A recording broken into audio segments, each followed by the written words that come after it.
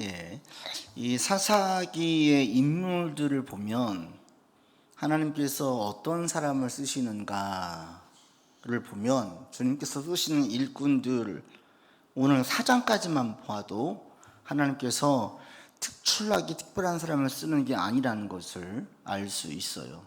오히려 지난주에 다뤘던 그 왼손잡이 에훗, 왼손잡이라는 거 그 당시에는 보편 평균에 미달되어진 사람 이런 이미지가 있었는데 그런 왼손잡이 에훗을 쓰셨고, 또 오늘 본문에 보면 여선지자 드보라가 나오죠.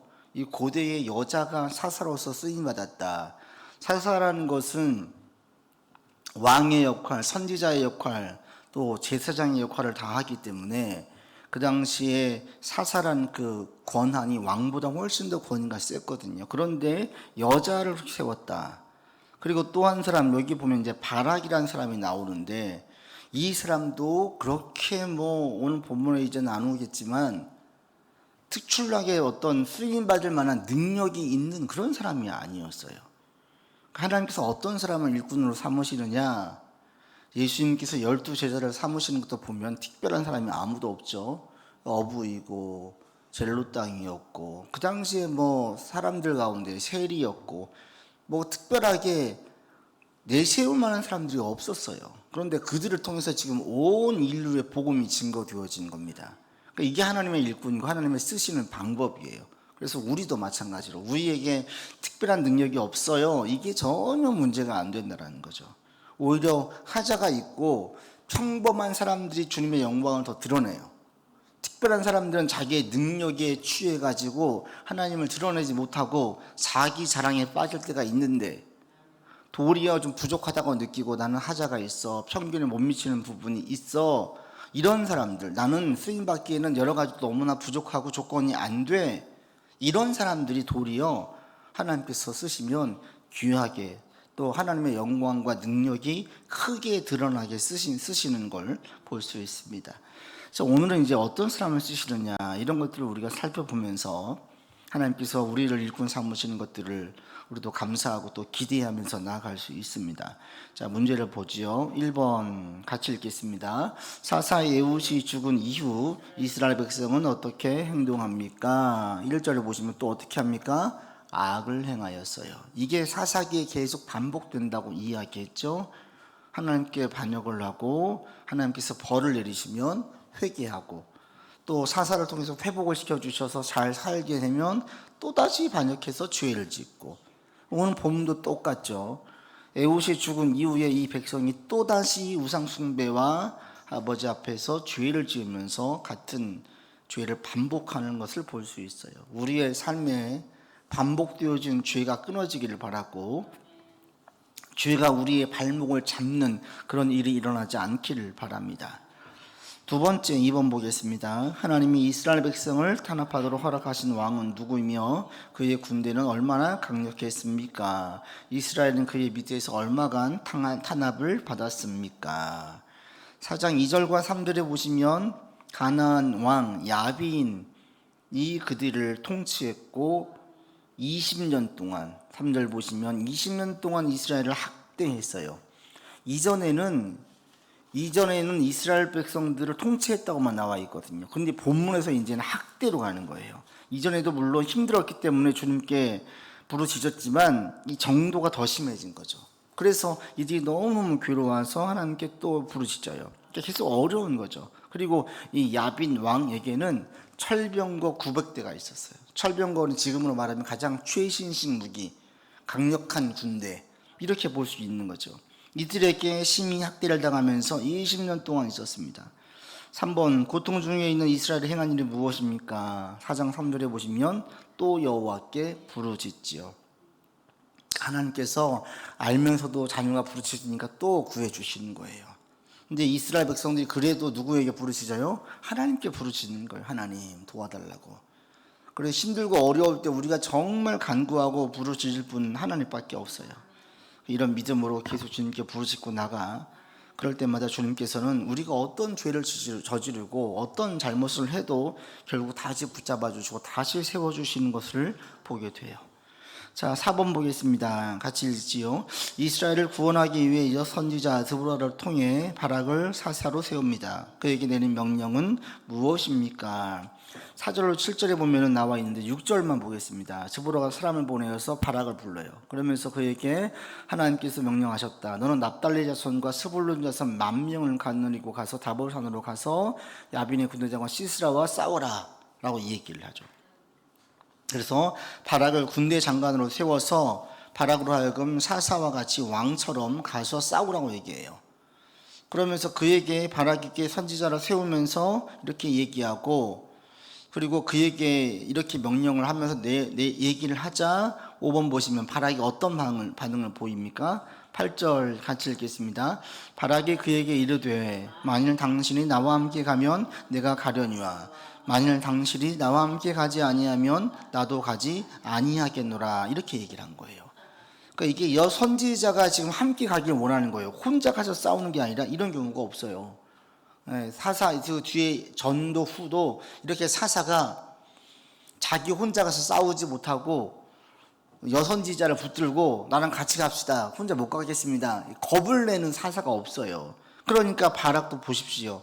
이게 뛰어난 용사가 아니에요. 도리어 두려워해요. 연약한 자예요. 장군으로서 미달감이죠. 군장 장수가 될 수 없는 존재예요. 근데 이런 사람을 세우셔가지고 하나님께서 쓰시는 거예요. 다시 한번 분명하게 우리가 사사기를 통해서 계속 알게 되어주는 게, 하나님께 쓰임받는 사람들 보면 누가 보기에도 야, 저 사람은 쓰임받을 만해, 이런 자격을 갖춘 자가 성경에 별로 없어요.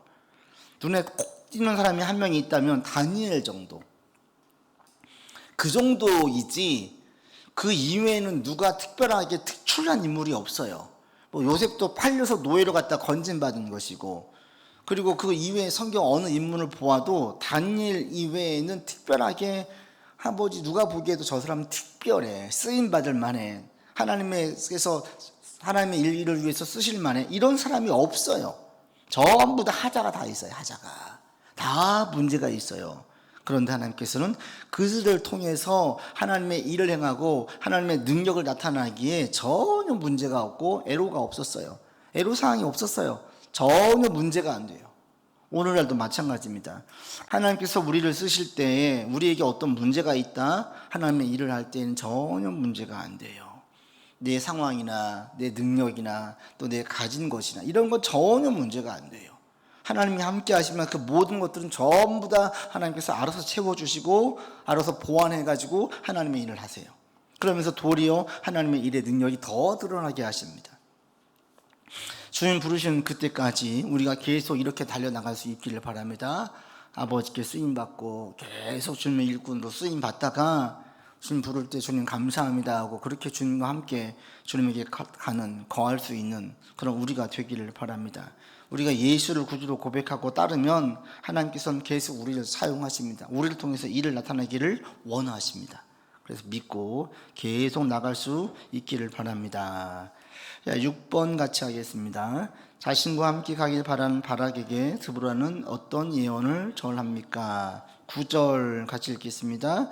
이르되 내가 반드시 너와 함께 가리라. 그러나 내가 이번에 가는 길에서는 영광을 얻지 못하리니 이는 여호와께서 시스라를 여인의 손에 파실 것임이니라 하고 드보라가 일어나 바락과 함께 게데스로 가니라.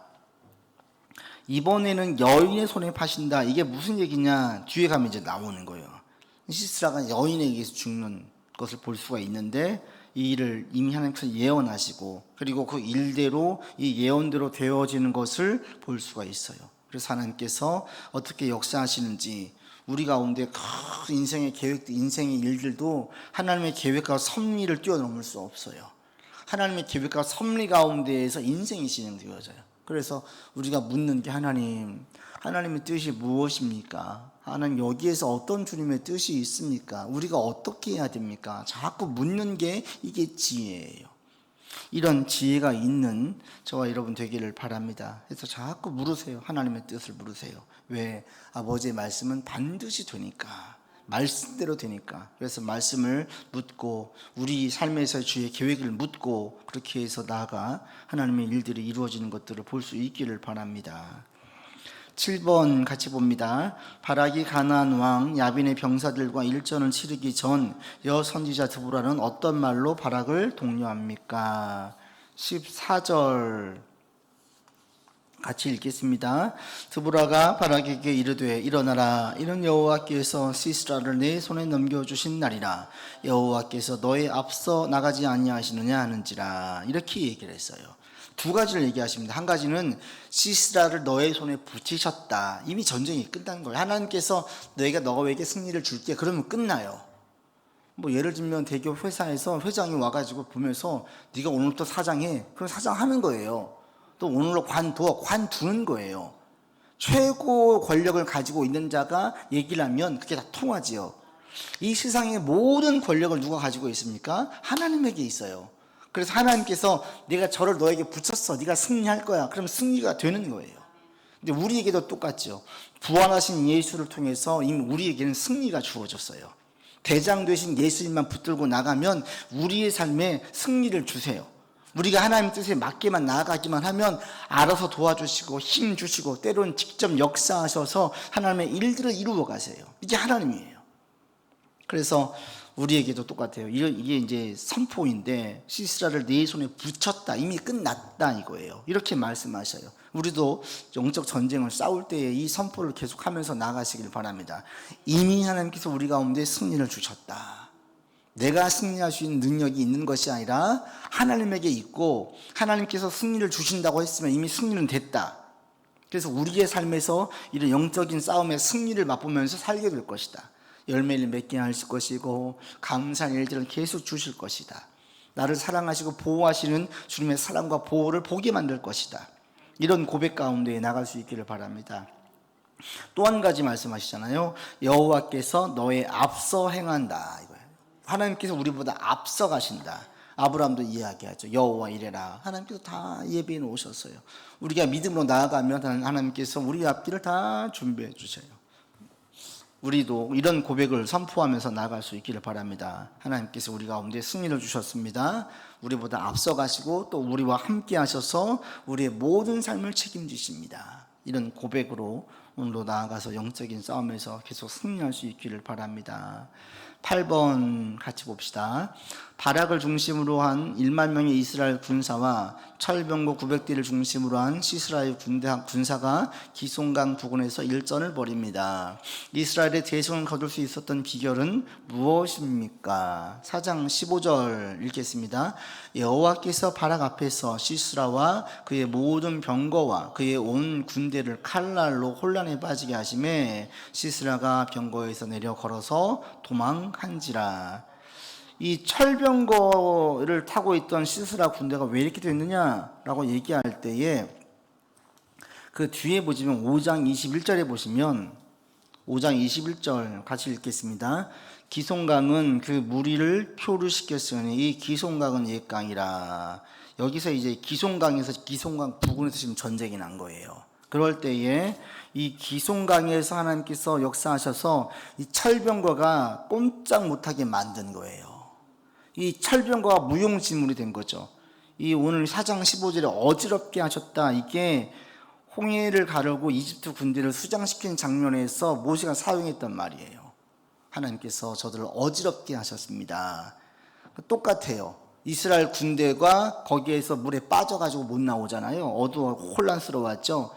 이 본문에 나와 있는 이 시스라의 철병거 900대도 마찬가지예요. 전혀 힘을 쓰지 못하는 상황이 된 거예요. 자세히 나와 있지는 않지만 5장에서 찬양할 때 나와 있는 기송강에서 그 무리를 표류시켰다. 꼼짝 못하게 했다라는 거예요. 그래서 이 병거들이 거기에서 기송강이 흘러 넘쳐서 그 철병거가 이 바퀴가 돌아가야 되는데 바퀴가 못 돌아가는 거죠. 갇혀가지고. 그러니까 그걸 내려와서 싸울 수밖에 없고 이 전쟁의 힘이 이스라엘에게 기울어져서 이들이 이 철병거는 아무 힘도 쓰지 못하고 큰 승리를 주신 것을 볼 수 있어요. 그래서 이렇게 하나님께서 역사하신다는 거예요. 세상에 뛰어난 사람들, 능력 있는 사람들, 자기의 능력과 힘을 막 자랑하지만 도리어 그것이 그들의 덫이 되어지고 올무가 되어져서 꼼짝 못하게 하는 경우들이 얼마나 많은지 모릅니다. 우리에게도 마찬가지예요. 우리가 우리에게 있는 것을 자랑하고 우리 것을 가지고 무엇인가 하려고 할 때 도리어 그것이 우리의 발목을 잡을 때가 있어요. 그래서 우리가 주님께 나아갈 때 늘 겸손함으로 하나님 제게 지혜 주십시오. 주님의 뜻을 알려주십시오. 제 인생이 세워지는데 주님 도와주십시오. 이런 마음을 계속 주님께 아뢰면서 우리가 할 일을 해야 주께서 역사하시는 것이지 하나님 계십시오. 제가 알아서 할게요. 이거 안 하는 거야, 안 하는 거야.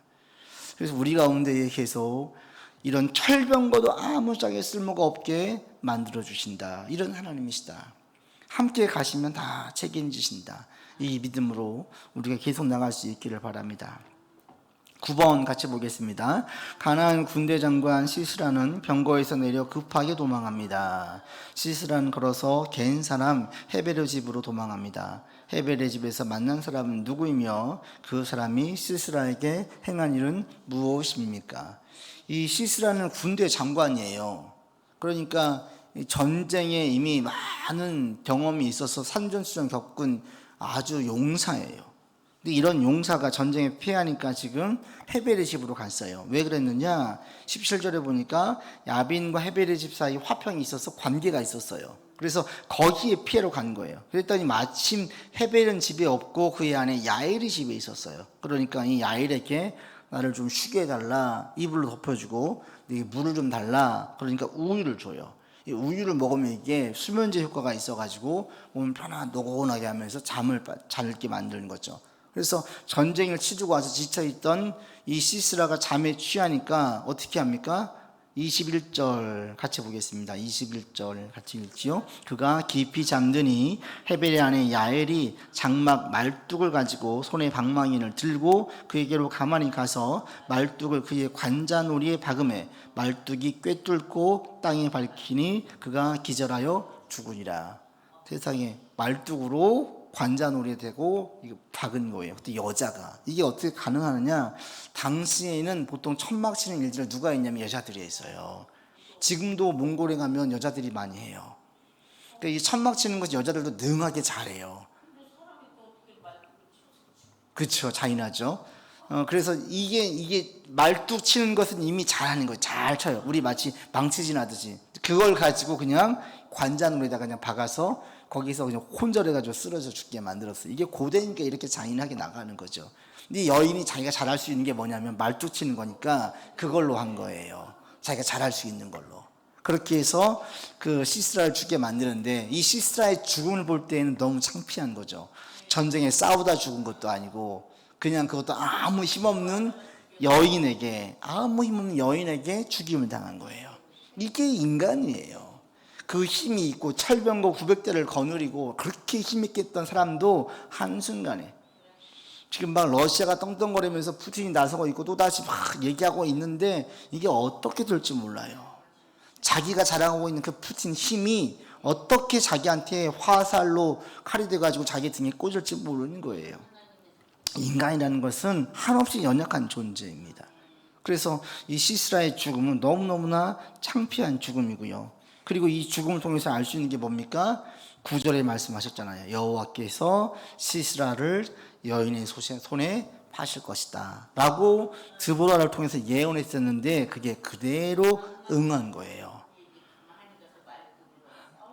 아마 헤벨의 집에 있었으면 말렸겠죠. 왜? 시스라와 그 집과 연관이 있었으니까. 마침 헤벨은 집에, 남편은 집에 없고 아내 혼자 보니까. 그래서 주석에 보니까 야엘이 이스라엘 출신이었다 이런 얘기도 있어요. 그래서 이제 이스라엘 편에서 했겠다라는 얘기도 있는데 여하튼 상황을 볼 때 이 여인은 이스라엘 편에 서서 이 시스라를 죽게 만들었어요. 그래서 이 죽음을 통해서 결국 말씀이 성취되는 것을 볼 수 있습니다. 하나님께서 말씀하시면 인간이 막 자유 가지고 뭘 하는데 결국은 그 틀을 벗어나지 못해요. 그래서 우리가 말씀이 너무너무 중요한 겁니다.